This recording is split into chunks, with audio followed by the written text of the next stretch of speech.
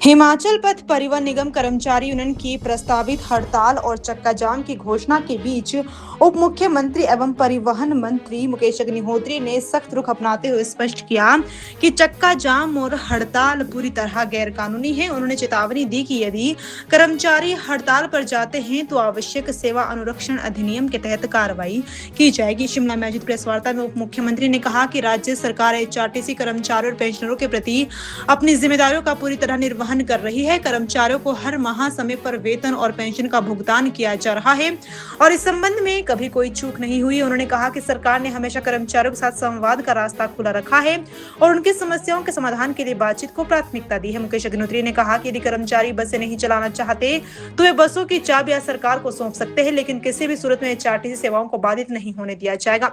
उन्होंने कहा कि निगम की बसों में प्रतिदिन करीब 5 लाख यात्री सफर करते और हड़ताल से आम जनता को भारी परेशानी का सामना करना पड़ेगा। उप मुख्यमंत्री ने कर्मचारी और पेंशनरों को दिए गए वित्तीय लाभों का उल्लेख करते हुए बताया कि जनवरी 2023 से मार्च 2026 तक पेंशनरों को 239.45 करोड़ तथा कर्मचारियों को 74.39 करोड़ रुपए के विभिन्न वित्तीय लाभ प्रदान किए गए हैं।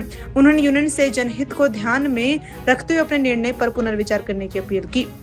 स्वागत है। और जैसा कि आपको मालूम है कि एचआरटीसी के ड्राइवर कंडक्टर यूनियन ने चक्का जाम की कॉल दे रखी है। तो क्योंकि प्रेस के हमारे बंधुओं के लगातार फ़ोन आ रहे थे कि हम आपका पक्ष जानना चाह रहे हैं, तो इसलिए हमने कहा सबको इकट्ठा ही हम बता दें। सबसे पहले तो मैं आपको ये स्पष्ट कर देना चाहता हूँ कि जब से कांग्रेस की सरकार आई है हिमाचल प्रदेश में और टिल डेट आज दिन तक हमने सैलरी और पेंशन का बिल का पूरा भुगतान किया है। एक इम्प्रेशन दिया जा रहा है, लगातार बाहर ऐसा इम्प्रेशन दिया जाता है कि जैसे एचआरटीसी के एम्प्लॉइज़ को कहीं वेतन नहीं मिल रहा है या जो उनको रिटायर्ड लोगों को पेंशन नहीं मिल रही है।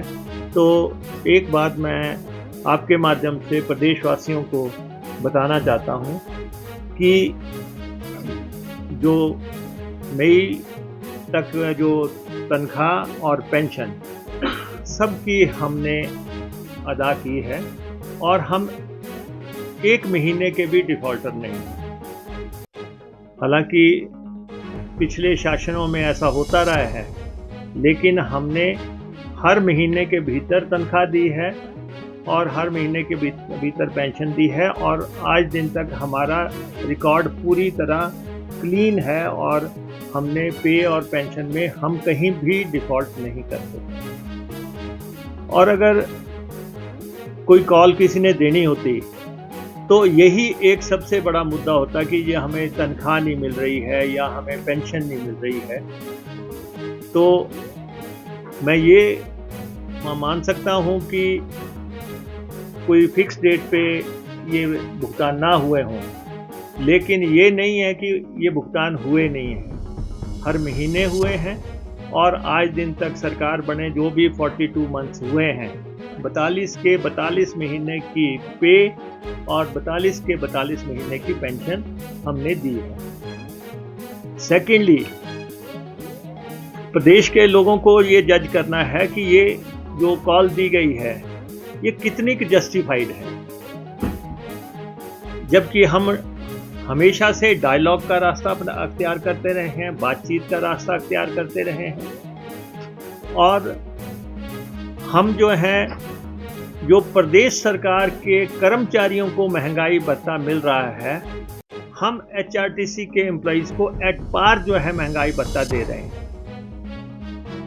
कोई ये नहीं है कि एचआरटीसी कोई पीछे चल रही है, कोई और ऑर्गेनाइजेशंस हो सकती हैं, लेकिन एचआरटीसी को हिमाचल प्रदेश सरकार द्वारा जो महंगाई भत्ता घोषित है वही महंगाई भत्ता हम एचआरटीसी के एम्प्लॉइज को दे रहे हैं। और थर्डली, जो बहुत ही इम्पोर्टेंट मसला है, निगमों बोर्डों के कर्मचारियों को ओपीएस घोषित नहीं हुई है अभी।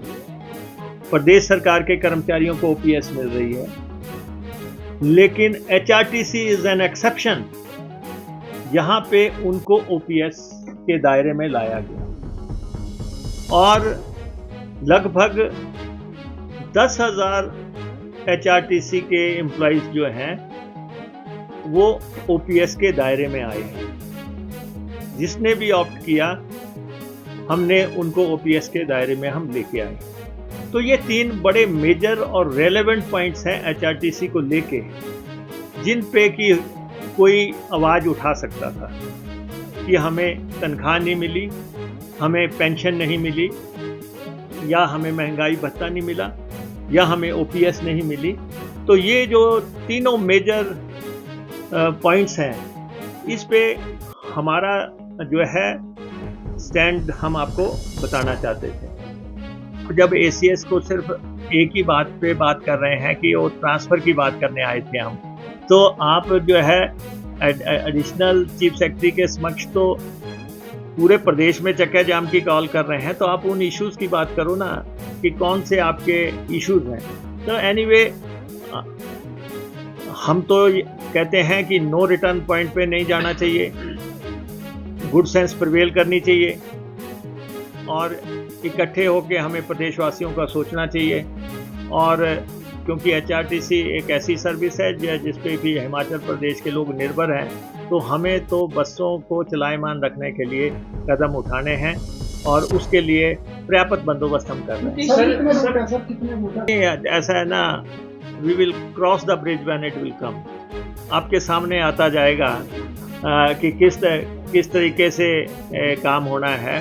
मैं आपको ये कह रहा हूँ कि ये सरकारी बसें हैं, ये किसी की प्रॉपर्टी नहीं है, ये प्रदेश के लोगों के लिए खरीदी हुई हैं, प्रदेश के लोगों को उनके घर पर पहुंचाने के लिए जो है ये काम करती हैं।